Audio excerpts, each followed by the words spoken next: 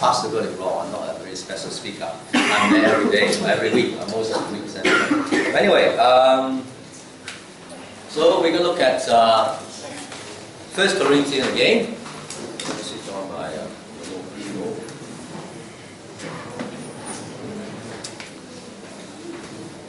Well, 1 Corinthians are similar to a lot of the letters written by Paul. They are so-called the occasional letters. That is to say, they were written for certain occasions. Now, in the olden days, right, 2,000 years ago, it's not like us now, certainly. When you want to send a message to somebody or a group of person, you can just go into your iPhone, your keyboard, and type an email. And you are almost instantaneously, you can send your message. In the olden days, right, send out a letter, send a message to somebody or to a group of people were very expensive. So people did not write letters lightly. So in Paul's case, he wrote a lot of letters. Right? We found 13 in the New Testament. He probably had written more than that 13 that we have in the Bible. But it was so costly, every time he sent a letter, he has to find a messenger. And the messenger has to travel for hundreds, maybe thousands of miles. So therefore, each of Paul's letter was written for a certain occasion, bar one or two. And 1 Corinthians is no exception.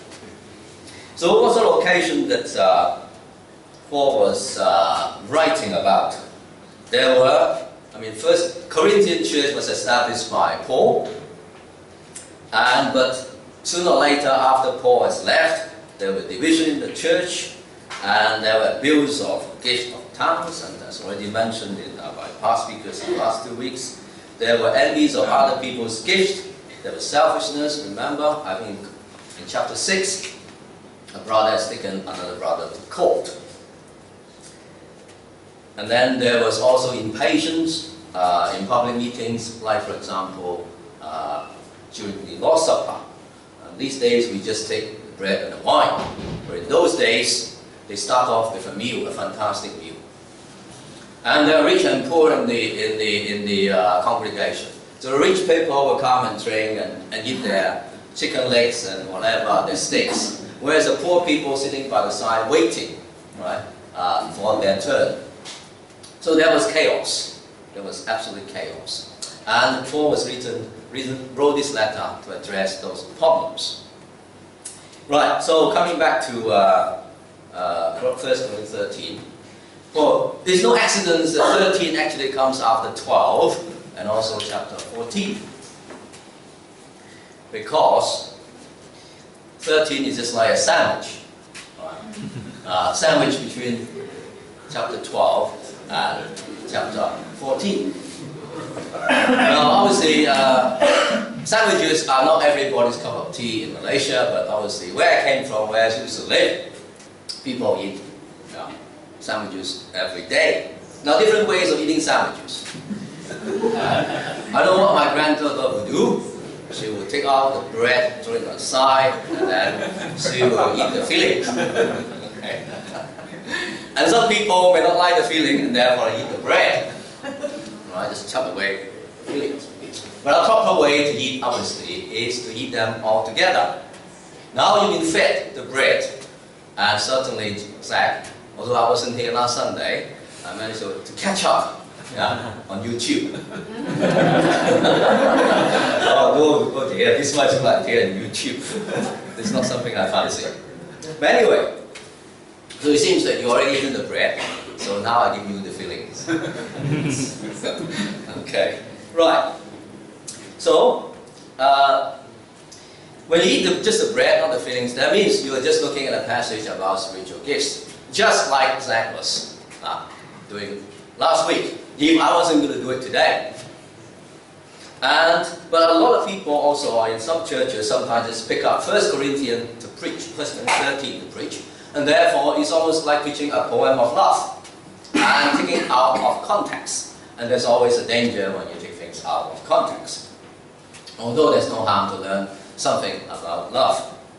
And certainly some of you will be very familiar with some of the verses within this chapter, verses 4 to 7, often you find in homes, right? Plaques, yeah, as a poem of love. So let's look at, since it's part of a long passage about spiritual gifts, so therefore we cannot take it out of context. So when we come to look at the verses, I will start off with the last verse in chapter, let me just put it down, I put down. The last verse in chapter 12. Now eagerly desire the greatest gift, and yet I will show you the most excellent way. Now, having discussed about the different types of gifts, and also how the Corinthians abuse the use of spiritual gifts, the Holy Spirit inspired Paul. And suddenly he said, I need to stop talking about spiritual gifts for the time being, in the context of what he was talking about in chapter 12. Let me talk about love. And this is, he said, at the end of chapter 12, I will show you the most excellent way, the way of love. And then move on, 13 now. If I speak in the tongues of men and of angels, but do not have love, I am only a resounding gong or a clanging cymbal. If I have the gift of prophecy and can fathom all mysteries and all knowledge, and if I have the faith that can move mountains, but do not have love, I am nothing. If I give all I possess to the poor, and give over my body to hardship, that I may boast, but do not have love, I gain nothing.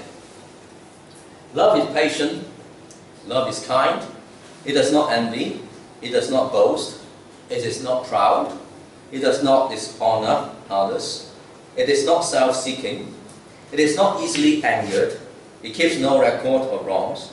Love does not delight in evil, but rejoices with the truth. He always protects, always trusts, always hopes, always perseveres. Love never fails. But where there are prophecies, they will cease. Where there are tongues, they will be still. Where there is knowledge, you'll pass away. For we know in part, and we prophesy in part. But when completeness comes, what is in part disappears. When I was a child, I talked like a child. I thought like a child. I reasoned like a child. When I became a man, I put the ways of childhood behind me. But now we see only a reflection as in a mirror. Then we shall see face to face. Now I know in part, then I shall know fully, even as I am fully known. And now these three remains, faith, hope, and love. But the greatest of these is love. Now I must finish taking chapter 14 into it, but not much. Just the first part of the first verse. Follow the way of love. So you see the connection. Yeah? At the end of chapter 12, Paul urged the Corinthian Christians to show them the way, the excellent way, the most excellent way. And then at the end, at the beginning of 14, we have follow the way of love. By the way, chapters and verses are a modern phenomenon for our Bible. When it was first written, there were no chapters, there were no verses. So it was just a long passage from the beginning of 12 to the end of 14. So this is really artificial. And certainly it's not inspired by the Holy Spirit. And that's why sometimes you find that the chapter demarcation in the Bible sometimes could be very awkward. Yeah? And therefore, so don't just follow slavely when you read the Bible, just follow the chapter and say, I must take one chapter at a time. Because often the theme are broken, the different and wrong places. And such as this one. I would rather have the last verse in 12 and also the first part of 14 verse 1 to be part of that chapter of love. But anyway, so let's dive a little bit into details about this chapter. But before we do that, let's look at the original language for this word love. You know, in our English language, when we talk about love, there's only one word, L-O-V-E. And in Chinese to say I is It's only one word. But the Greeks are very clever.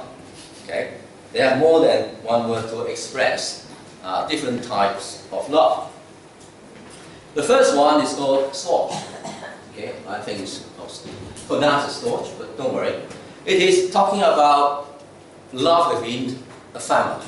Those who are related by blood, the blood bond, particularly referring to the love between parents and children. So love within the family. And then you have philia, which is love among equals, friendship. A classic example would be the love between King David and also Jonathan. Okay. The love between them is immense, is very deep, and that can be described by this word philia. And then everybody perhaps will probably understand this word eros. Talk about erotic. This is about sexual love, and often referred to love between a man and a woman. And then finally, we have this word which is not often used even in ancient Greece. It's agape, which is referring to unconditional love. No love is unconditional apart from the love of God. So this word was used extensively in the New Testament, agape.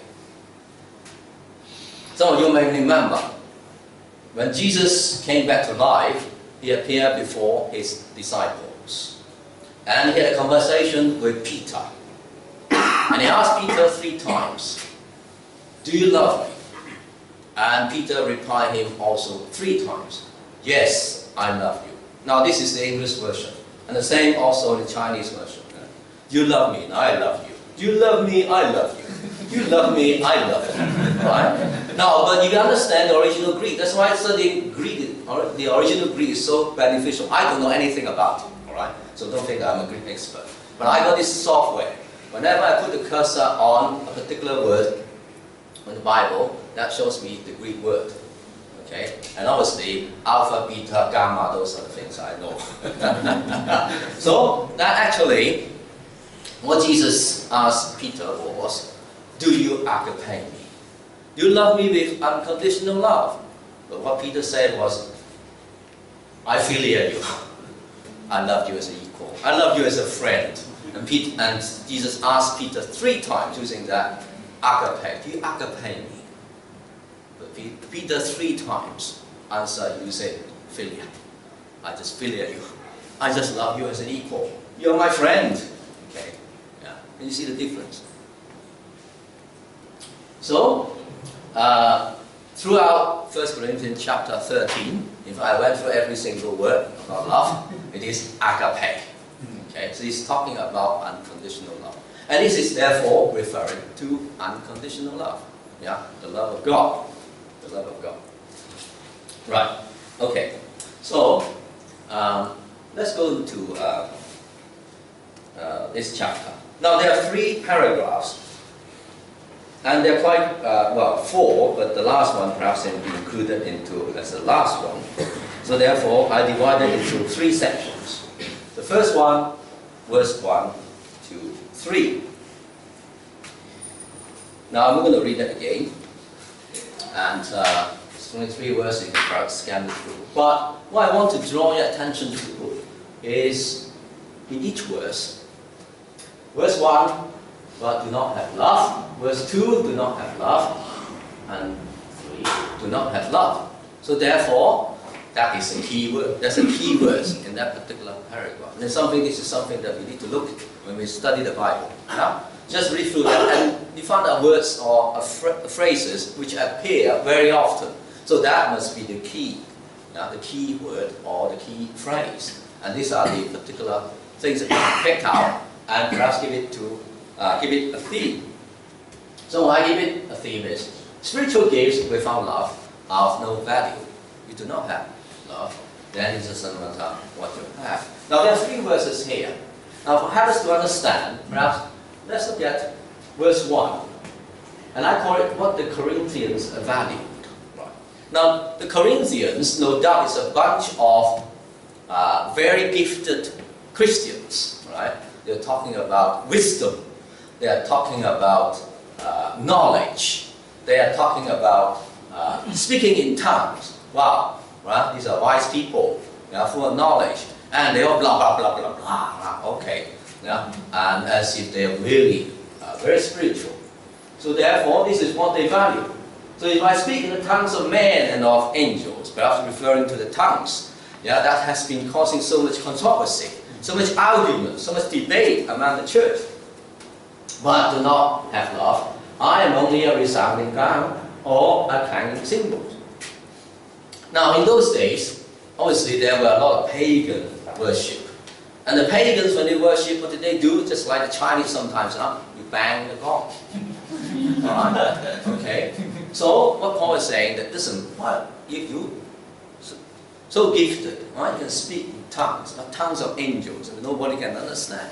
However, you do not have love. What you like? You're just like worshipping like the pagans, the heathens, those who don't know Jesus, those who don't know God, the real God. Okay? You are nothing more than something, just making some noises. Well, that is quite discouraging for the Corinthians. And then verse 2. If I have not, Paul, remember later on, I think Zach also mentioned last week, Paul particularly emphasized the importance of the gift of prophecy, okay, bringing God's message to the church. So if I have the gift of prophecy and can fathom all mysteries, means you have huge wisdom and all knowledge, and if I have a faith that can move mountains, but do not have love, what am I like? I am nothing. I am nothing. So Paul is saying that this is very important. Right? That is very important. Prophecy, faith. You have faith, you can move mountains. But do not have love, you're nothing. Absolutely nothing. So this is what Paul values. And then verse 3. What the world values. The world doesn't mean actually the world at large, but general people.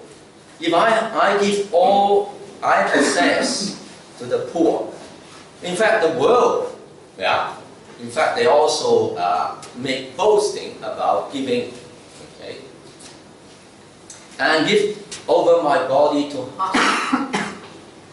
Now the translation here, we talk about hardship. I rather like, just like Zach, I like the English Standard Version. I give my body to be burned. Or some version also translate, I give my body to the flames. Okay, that means I give my body up. Right? I want to sacrifice my body for my faith. The martyr, so-called. Okay? So you give everything to the poor, even give up your own life for your faith, but you do not have love, I gain nothing. Can you see the seriousness of this? Okay. Now this perhaps, I give everything that I have, and I give myself to the flames. Perhaps also refer to, perhaps some of us may decided, following the footsteps of our pastor, I give up my job. Right? I'm going to Africa, I'm going to Vietnam, I'm going to Cambodia, I'm going to China, the remotest part of China. Right? I give up my profession, my ambitions, right, to be a missionary. I give up everything I have. I'm not even prepared to die for my faith.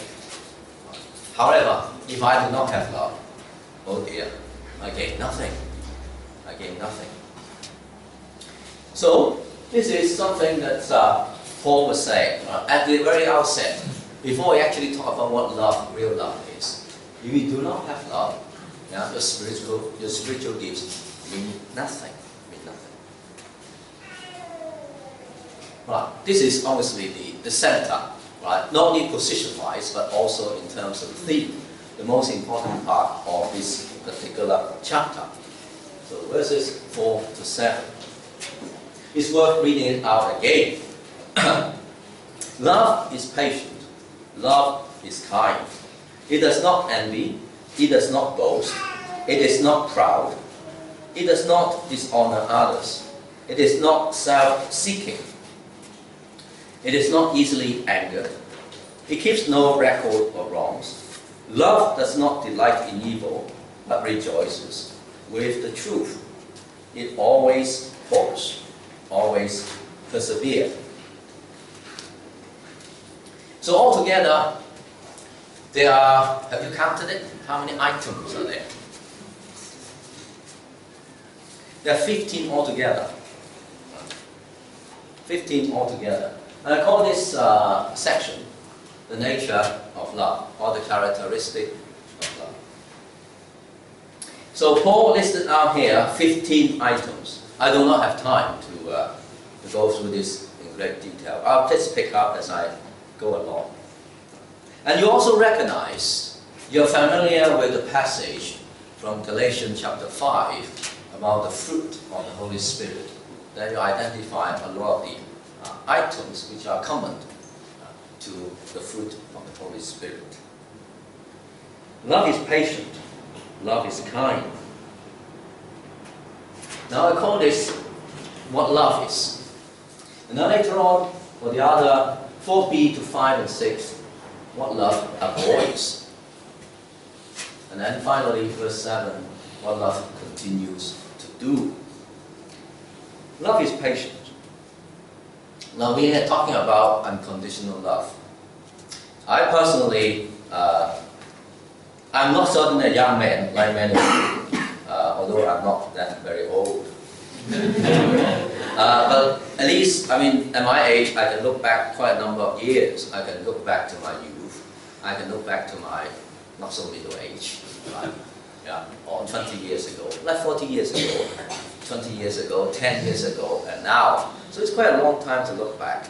And certainly, I must say, although my wife may disagree with me, she's not here actually, which is good in some way. It's quite a good arrangement that I'm invited to speak and my wife is not around. Often, you can see I look at my wife and when I say something, when she sort of frowns and she probably doesn't agree with me, it's rather discouraging. But I must say, and perhaps I don't mind to be quoted later on, you speak to my wife, that I'm a lot more patient than I used to be.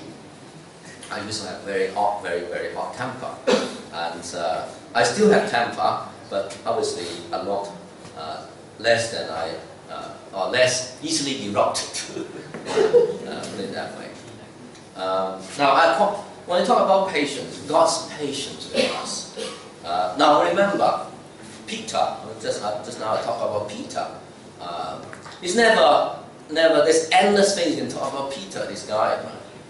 Peter obviously was the leader, or the unofficial leader of that pack of 12 apostles.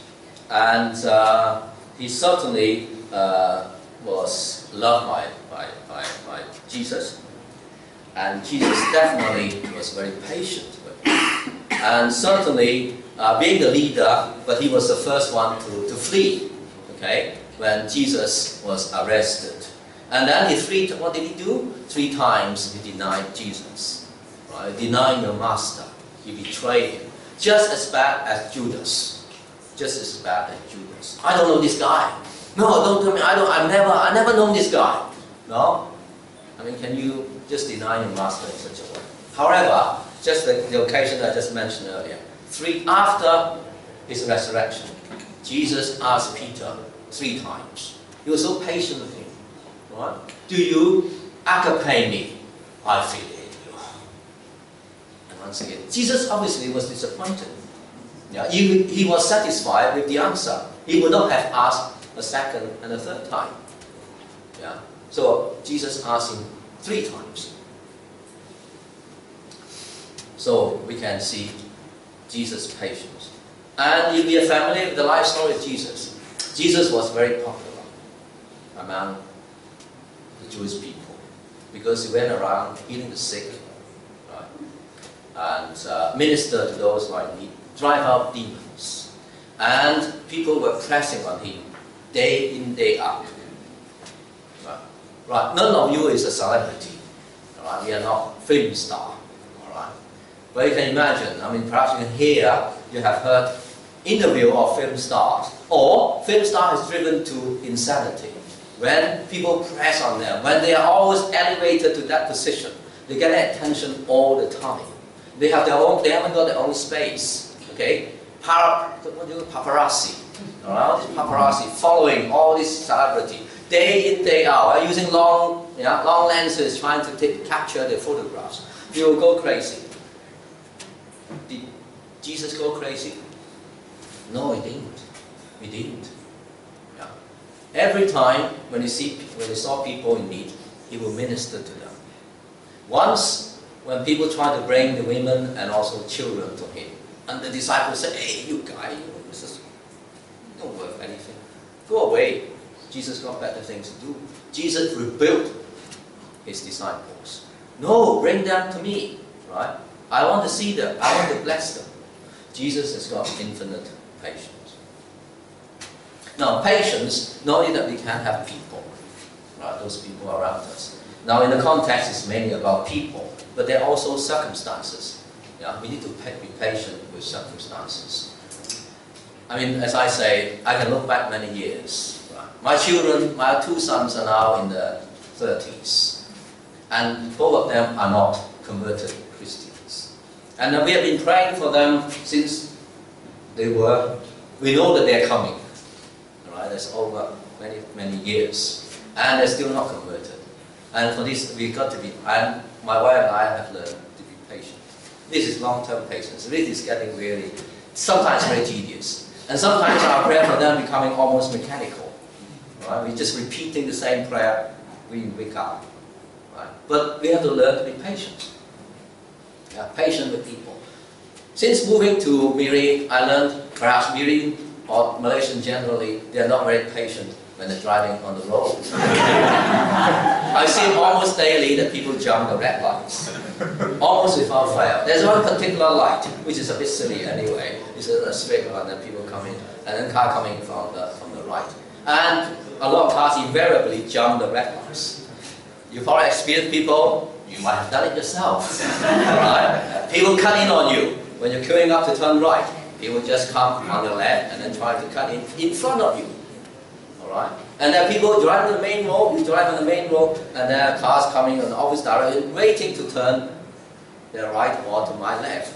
And when they're only about 50 meters, when you're driving at 80 kilometers an hour, they just cut in trying to cut across you. People are getting impatient because the time they save is minuscule, right? A few seconds, sometimes not even just one car length. Why do they want to risk their life and other people's life to do that? Please don't do that. Yeah. Because we're just impatient, isn't it? I just want to get faster. I want to get there. Yeah, just a bit earlier. In fact, it doesn't make any difference at all. Quite honestly, right? Yeah, getting to work 1 minute earlier. Yeah, what's a big deal? So we have to learn not only to be patient with people, but also patient with our circumstances. Charles Swindoll, a very famous pastor, American pastor and writer, say, true patience is waiting without worrying. True patience is waiting without worrying. How often we say we have to wait and wait, and then are worried. Alright? Things may not turn out. Right? Things may never arrive. Okay? My sons will never be converted. What am I going to do? But do we have true patience? Kindness. Kindness certainly, yeah, is another fruit of the Holy Spirit. Sweet. I just find it's quite good as somebody writes. Kindness is sweet to everyone. Sweet to everyone. And sometimes, in fact, many years ago, I heard talking about a preacher talking about kindness. They say, do something kind to somebody, yeah, at least once a day. I can't even do it once a week. But this is quite true. Yeah? Kindness is sweet to everyone. And let's do something kind to somebody, if not every day, at least once a week. Now Jesus also was always kind. As I said earlier, he had to travel everywhere, and has to preach, and he also had to attend to people's need. And yet, every time when he saw a need, when he was asked to do something to minister to people, almost invariably he would do it. Yeah, he was so kind. I heard a story about a woman, quite an old woman, because she got arthritis. And he always went to the post office in a little town because the postal employees, the ones sitting at the counters, were very friendly. So, one Christmas, or before Christmas, he went there to buy stamps. And obviously there was a long queue. Yeah, people waiting to be served at the counter. And then she was waiting there, and then some people look at her and say, well, it's an old lady only suffering from arthritis and all, standing a little bit wobbly, and asked her, what do you want? And she said, I just want to get some stamps. Oh, lady, madam, there are some machines elsewhere, I mean Malaysia may not, there stamp machines, at least not in Nordong branch that I go to often. Yeah. There's a stamp machine, you can just go there and get the stamp that you want, you don't need to queue up. Oh, I know, this old lady said, but the machine won't ask me about my arthritis. So you can see, yeah, strangers, you ask about them, yeah, you meet a lot of things, yeah, okay. A smile to people that you don't know, just say hello, good morning, and it's a kind of an act of kindness. So let us be patient and kind. That's kind. Okay, this is what love is. And then let's move on. Yeah? What love is not. Love is not, it does not envy. Now, when I was much younger, I must say that I did envy people. I had a good lot, I must say. I wasn't particularly poor. I wasn't particularly rich, but whatever you are, there's always somebody richer than you, right? House is bigger than you, the wife is more beautiful than you, you've got more children than you, all right? Drive a faster car, better car. So, although on the outside I'm not particularly greedy and trying to really go around and say that I'm really jealous of you, but deep in your heart you do, oh, if I had that, it would be quite good. Yeah. And I remember one of my neighbors got a very fast sports car. How do I know? Because I always hear the noise. Once that car comes out from the garage, it's boom, boom, boom, boom, for about 5 minutes. And this guy showing off. Oh, sunny day in Britain. And that made me envy. But envy is obviously jealousy. Jealousy, there are different ways of jealousy. Envy. We can envy just what I say, I envy other people, what they have. But also envy other people's position. Now, in the Bible, obviously there are a lot of examples about envy. Like, for example, right at the beginning, we have Cain killed Abel. Why did Cain kill Abel? Because Abel's offering was acceptable by God, whereas Cain's was not. So Cain was jealous of envy of Abel because God found Abel was more favorable. So what did he do? Chop down the guy, kill him. And there are certainly other examples as well. And recently, a very sad case. You follow Sky News, you probably know. In Britain, there was a case where a step-brother killed his step-sister. Now, the case is like this. In fact, it's very gruesome. Not only that the step-sister was killed, he was dismembered, right, by the step-brother. Now, obviously, they're trying to explore why this guy killed his step-sister. Now, the reason, perhaps one of the reasons given was there's an age difference of about 12 years. The step-brother is 28, and the step-sister was 16 when she was killed. Now, obviously, this girl belongs to the man, that's the parent, and this boy belongs to the woman. Okay. Now, when their parents got married, okay, that was about maybe 13 years ago. So the girl was about 3, and the boy was 28 minus 13, how many? 15, so a teenager. Now, the mother of this boy, right, decided to let this boy to be taken, looking after by the grandparents, whereas she looked after this daughter of her husband, yeah, which obviously was not her own blood daughter. Okay, I think as a result, perhaps this boy, seeing the mother, his own mother, looking after somebody else's daughter, yeah, even treating her better than treating herself, because he has to leave home. She decided not to look after her, look after him, and then asked him to go to live with the grandparents. So as a result, there was this jealousy. And this jealousy, what happened? Turned to hatred. And you come to a point where the hatred is so deep. There may be other motives as well, but certainly he decided to do something about it.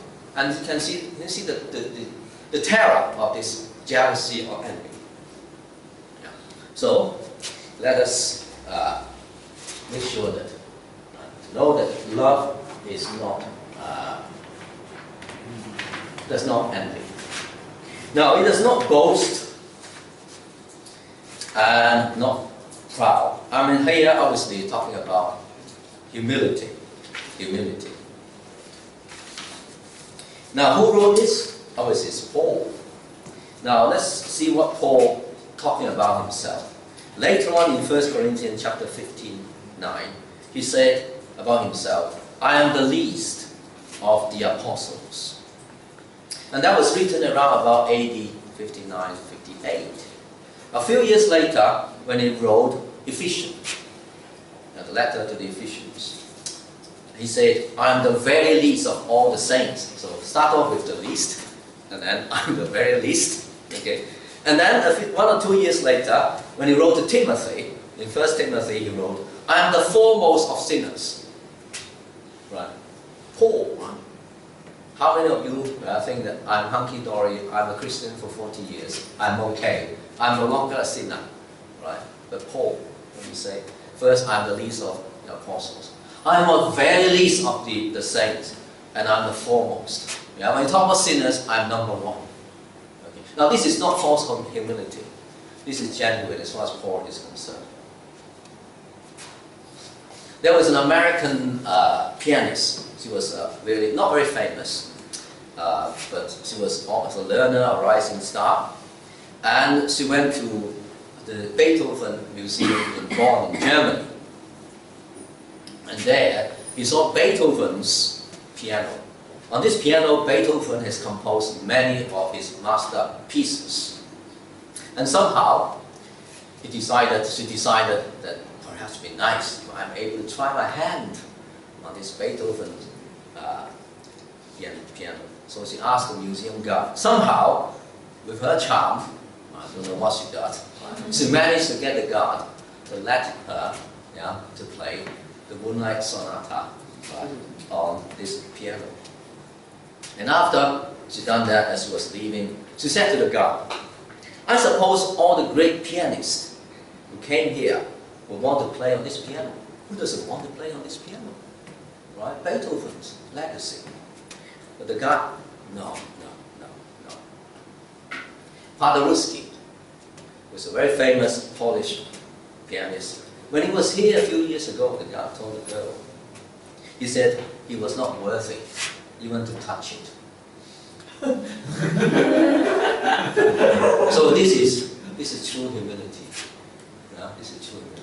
Yeah, people would like to say, no, I want to play around. No, but this great pianist say, no, I'm not even worth touching it. So, love is not both. It does not boast. It's not proud. It does not dishonor others. It's not self-seeking, and it's not easily angered. I'll move on to this easily angered. Yeah. Now, easily angered, other version translated as irritable. Easily irritable. Now, some Christians are very easily irritable. I remember the church I used to go to, just before I came. We had a young pastor in our church. Now, this young man is a very clever person. He decided to pastor the church after having been a member for several years, having completed his PhD in physics, PhD in physics, and then decided to. But he was a relatively young man compared with me. I think he's probably in his middle 40s now, something like that. He's a lovely person. However, I can see the trait in him that he's quite often very irritable, and sometimes manifested even on the platform. Now, in a church I attended, often we have to translate sermons. Okay, so like a pastor here come and speak in English, and it's similar to pastor. He can speak a bit of Mandarin, a bit of Cantonese, but can't read, and therefore he can only preach in English. And then we have somebody, sometimes we translate for him, and sometimes other younger brothers, students. And often, when the translation is not what he thinks it should be, because he understands the Chinese, so he knows what is being translated, but often he sort of misses the point, okay, or a bit slow. And you can see his face frown. He wasn't very happy. You can see almost his face dropped. Yeah? Yeah? And you can see as a congregation, yeah, that he was irritated. Okay? And sometimes when the meeting was not run properly, and you'll find that he wasn't particularly happy, you can literally see his face dropped. Okay? Now this is irritable. And I think most of us, yeah, will have perhaps one way or another find in a similar situation.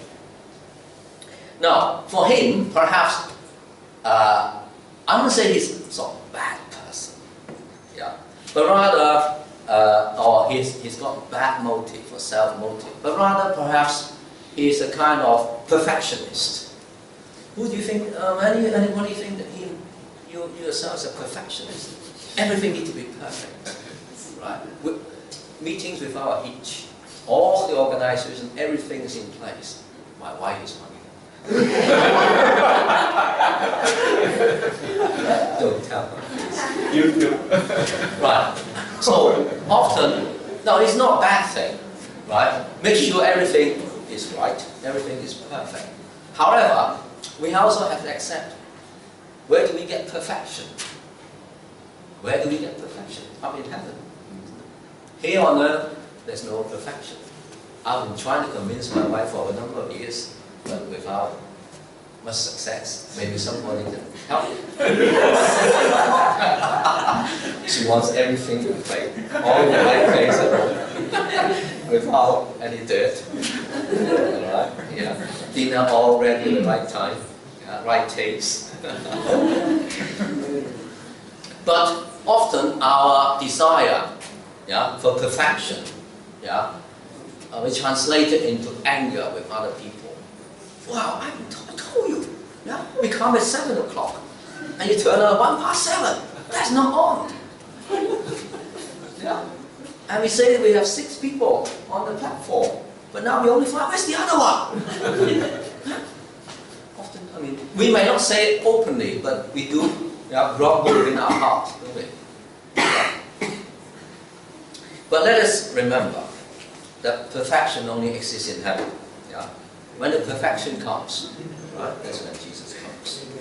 So we need to love God and our fellow Christians, not our own vision, yeah, for perfection. Yeah. I don't know if your pastor is a perfectionist. Right. Okay. So we should not be easily angered, right? Irritable. He keeps no record of wrongs. Now also dig a little bit into the original language. It keeps no record of wrong. It's a kind of bookkeeping language. Yeah? You know what bookkeeping is? You record every single item. Okay? Right? Often we keep records of wrong. We don't keep records of rights. Yeah? We don't think of how people have been so good. Yeah? They've been wonderful. But anything they've done wrong, remember it. Yeah? Or we find it very difficult to forget. We find it very difficult to forget. I read a story about this woman called Clara Barton. He's the founder of the American Red Cross. And once she was reminded that of somebody who done something very terrible to her many years ago. But then she acted as if she had never even heard of that incident. And then the person who told her said, "Don't you remember that?" No. Clara Barton said, "No, I distinctly remember forgetting it. I think the moral of this instance is sometimes we really need to make an effort, right? Forgetting something. Forgetting, that is to say, not necessarily wiped out from a memory, you can't. But therefore, I think the general feeling is you no longer feel about it. You're no longer feeling offended. You're not feeling hurt. You can remember the incident. You know, somebody hurt you, somebody gossiped about you, somebody even done some nasty thing to you. Even fellow Christians, you can remember it. But I distinctly trying to forget it because I'll make an effort. That is just wiped out. I no longer feel about it. I'm not hurt. Okay? When I see this person, I no longer trying to turn my back. Yeah? When he comes in, I leave the room through this door. Yeah? It happens. Okay? The Christians sitting in the same congregation never talk to each other. Not necessarily they don't have time to meet and talk, but rather they rather avoid conversation. I hope in our midst there are no people trying to avoid conversation. Okay? We are fellow Christians.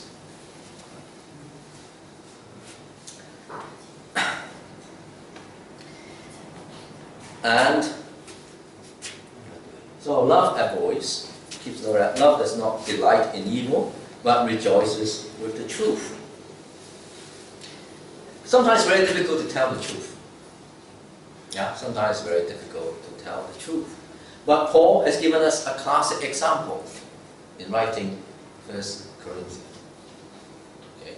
Now, there's so many troubles in this church. Yeah, you can imagine, right? All these guys. I belong to Peter.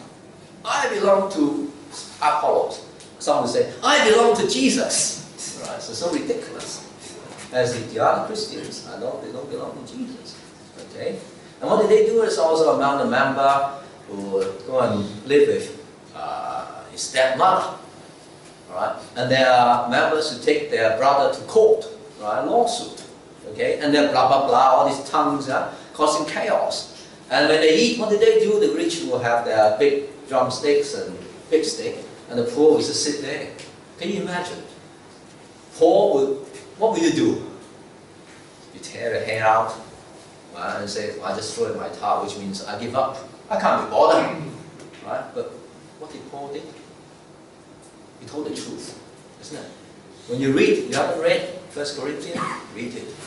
It's very beneficial. I mean, in our cell group, we just studied 1st and 2nd Corinthians in the past year. We started a few months ago, we haven't finished.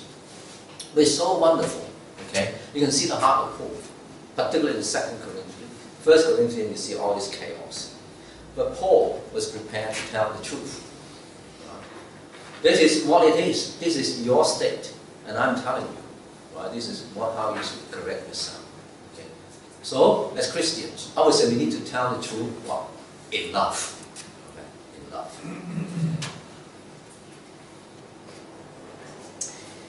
So, rejoices with the truth. And then finally, what love continues to do. Always protects, always trusts, always hopes, always perseveres. So in this one verse, perhaps what Paul is saying that we always need to believe in the best of others. Okay, you always fail by a certain person, right? They always let you down, but always believe. Always give people a second chance. Okay? Believe in the best of others, and also hope the best for them. Hope the best for them. And then the last section, I'm not going to spend much time on this. I just want to perhaps emphasize the first verse. Love never fails. Love never fails. Or in some translations it says, love never ends. There's no end in love. There's no end in love. So love is permanent. And the argument that Paul is given here is, it's wonderful to have spiritual gifts. But as Zach has shared with us, what's the use of spiritual gifts that we have? Is to build up the church. Right? Okay? And this is only temporary, while we are here on earth. When the perfection comes, Jesus, when Jesus came, what happened? We no longer to build up Yeah? So what we have, all the spiritual gifts, prophecies, wisdom, tongue, speaking in tongues, and all this will disappear. Yeah? And only last but for a while. Paul here used the analogy, when I was a child, I talked like a child. You know what children do? Some of you, not long ago, you were a child. What do? You play with your toys. Yeah? The girls with your soft toys. The boy with your cars. Yeah? Okay? But do you play with them now? I hope not. Alright? Yeah? You're maturing. Yeah? You move on. Those are only temporary things. Yeah? But for men, it's different. Okay? When you move on to become adult, you mature. Okay? So, children only concerned about the temporary, whereas for us, we concern the things which are more permanent. Yeah? So when I became a man, I put the ways of childhood behind me. For now, we see only a reflection as in a mirror. Now the mirror in the olden days is not like the mirror that we have, glass. Yeah? Glass, a reflection is very clear, almost give you 100%. But in the olden days, right, what did they do to get a mirror? Is to polish metal. Yeah, polish until you can reflect your image. But obviously, you lose a lot of the clarity. So it's very dimly. Yeah. So what Paul is saying is now, in fact, at that time, the New Testament was not even fully constituted. It's only partially. There are letters circulating around the early churches. And even now, we have the full spiritual truth in the Holy Bible. But our understanding is only partial. Okay? That's why, I started reading the Bible when I was 20, when I was a Christian. And at the age now, I don't want to tell you how I am, but I'm still only gradually understanding more and more, but I do not understand fully. I'm sure Pastor will agree with me. Yeah? Every day we read the Bible, we have new spiritual truth. So we now, but only understand partially. And then when we see Jesus face to face, then we shall understand fully. Okay? So the argument here is, whereas spiritual gifts, which they are wonderful for the time being, on a temporary basis, but it is not permanent. They are not permanent. What is permanent? Love. Love is permanent. Now, 11:15, I must finish. Let's look at just a few applications and then we finish. I want to use the first part of verse 1 of chapter 14. Paul says, follow the way of love. Or another translation it says, pursue love. Okay, chase after it. Yeah? Make love your aim. Aim at it. Follow the way of love. So how do we follow the way of love? First, let's learn how to love. Don't think that, I'm not a loving person by nature. And there are people certainly, and I wasn't a loving person by nature. Our nature, our character, generally shaped by our background. You come from a very loving background and loving environment, generally you're a loving person. But you are not, then generally you are not a loving person. And there's nothing wrong. This is not your fault. Okay? But as we become a Christian, we can learn to love. Just like, Franco knows that I like to go to the gym. Not that I want to be a big muscle man, but I want to train myself. Okay? And train. When you want big muscle, what do you do? I think you have the experience. You need to keep on at it. Learn. Yeah? You need to exercise. Okay? So you want to be a loving person, what do you need to do? You need to exercise love continuously. Okay? Continuously. And there are plenty of opportunities. In church. We rub our shoulder so closely. Okay? We work in the council, eldership, in this room, and Sunday school and other e-kids and all this. So there are plenty of opportunities for you to exercise, to learn how to love others. So, and also at home as well, not least, certainly. And those are the environment. It's very easy to love people whom you only get into contact occasionally. You only see them once a year, very easy to love. But those who see day by day, week by week, sometimes may not be that difficult. But we have to learn. Yeah? Make use of all the opportunity to learn to love. And secondly, we have to accept your own situations in life. I often complain, in my younger days, oh, my wife keep on telling me off. How nice if I have another wife who's not so fussy. Don't you? Right? Younger people. My dad and mom, they always keep an eye on me. Yeah? Grumbling and murmuring and complaining. How nice if I have a different set of parents. Parents are the same. Oh, my kids drive me out the wall. How nice. Oh, I love to have your children. Yeah. So we always think that the grass is greener elsewhere. Okay. But let us accept the situation. Don't think that you have the worst environment, the worst companions, the worst relations, the worst brothers and sisters, the worst church. And in fact, those are the actually opportunities for you to exercise, to learn how to love. Easy to love those who are lovable, isn't it? Now, I love my granddaughter because I only see her very occasionally. I don't need to look after her. But her parents require a different thing. This girl will wake up in the morning, right? And then she'll run around, and in the night she won't go to bed. She won't even go to have a shower. Right? When you give her food, she doesn't want to eat. When you are like that, you might still love, but the love is really stretching, really stretching. You see the problem. Okay, so don't complain. Accept the situation. Now, we've been talking about agape. This is unconditional love. Unconditional love, and only love. Only God can love unconditionally. So we have to contemplate Jesus.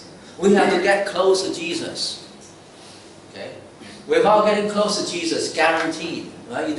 I don't need to be a prophet to say that you will not have that kind of unconditional love that Jesus or God wants you to have. That's the only way. You have to rub shoulder with Jesus. You have to come to Jesus daily. Read the Bible. Talk to Him. Praise Him. Thank Him. Right? Thank Him in all circumstances, including the grumbling wife. Right? Or the naughty children. Or the moaning parents. Okay? Thank God in all circumstances. Because not God wants to put you in that situation, irritate you, but rather He wants to train you. He wants you to develop the kind of love that Jesus has. Okay? So contemplate Jesus. Worship Him. Come close to Him. That's the only way. I can't see the only way. How often I feel very frustrated. I can't love people. When I come to God, God melted my heart. Literally melted my heart. And I can see my own sinfulness, my own deficiency. That's the only way. And finally, give you a challenge. Read 1 Corinthians 13 regularly. You have to, this is a wonderful chapter. Okay? While we don't want to take it out of context, talk about spiritual gifts, but just reading itself, particular verse 7, 4 to 7. Love is patience, kind, rest. Just read it regularly. Dive yourself into it. Remind yourself. Okay? And when somebody suggests, put your name, when love is patient and kind, you say, Marcus is patient and kind. Then you say, well, can I really say that? Not really. Then, but gradually, as you immerse yourself into it, then you begin, one day I can say, Marcus is quite patient. He's not bad, it's quite kind. Okay? Now, I would like you to read it perhaps in the next 3 months. I don't want a long-term commitment. Perhaps once a week for the next 3 months. And see, and then you say, go home today and just look at that passage and say, how many of those 15 ingredients that I can score? Maybe you give, so I want to 10, score each one. Franco is patient. Well, I think I score only maybe 5. Right? And then after 3 months, I read it regularly, and then you exercise, right? And then and then I learn how to love, then maybe after 3 months it's going 10 or 9. Okay. So I give you this challenge. Yeah? Read 1 Corinthians 13 once a week. 3 months. Yeah, for the next week. I think that's come to the end. I've learned a great deal, and I thank Terence. Yeah, catch me here in the last minute. Only 2 weeks ago. I don't know why you asked me to preach, but I thought, this is a wonderful. Yeah. Not that I'm qualified. Yeah, but there's so much to learn from Paul, and it's always my favorite passage. Yeah, and let's thank God that we're able to learn from Paul. Let's pray.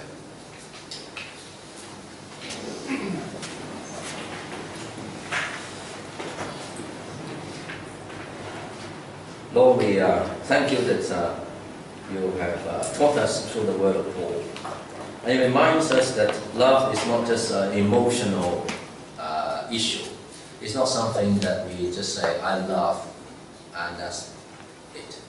But we're reminded that love actually is action. It's an action.